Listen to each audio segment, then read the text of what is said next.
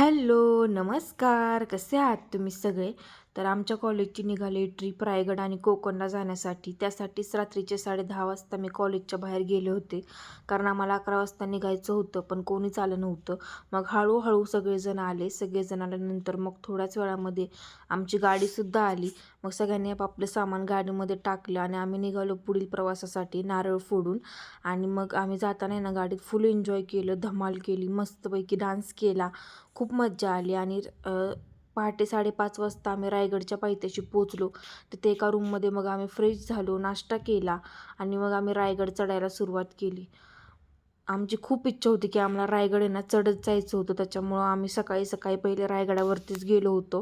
कारण आम्हाला रायगड ट्रेकिंग करतच जायचं होतं अशी आमची खूप इच्छा होती. आणि वरून आहे ना रायगड एवढा भारी दिसत होता ना सकाळ सकाळ. खरंच खूप सुंदर व्ह्यू दिसत होता आणि आम्हाला ते बघून खूप भारी वाटलं. आम्ही पुढे पुढे जात राहिलो. आम्हाला खूप गोष्टी बघायला भेटल्या, शिकायला भेटल्या, खूप गोष्टी समजल्या ज्या आम्हाला माहितीही नव्हत्या. आणि मग आम्ही थोडं बसत चालत आम्ही पुढे पुढे जात राहिलो. पुढे पुढे जाईन तसं तसं आणखीनच सुंदर दिसत होता रायगड. आणि मग खूप गोष्टी आम्हाला बघायला भेटल्या. आणि पुढे गेल्यानंतर मग ही महाराजांची मूर्ती होती, तिथे आम्ही दर्शन घेतलं. आणि मग आम्ही गेलो जगदीश्वराच्या मंदिराकडे.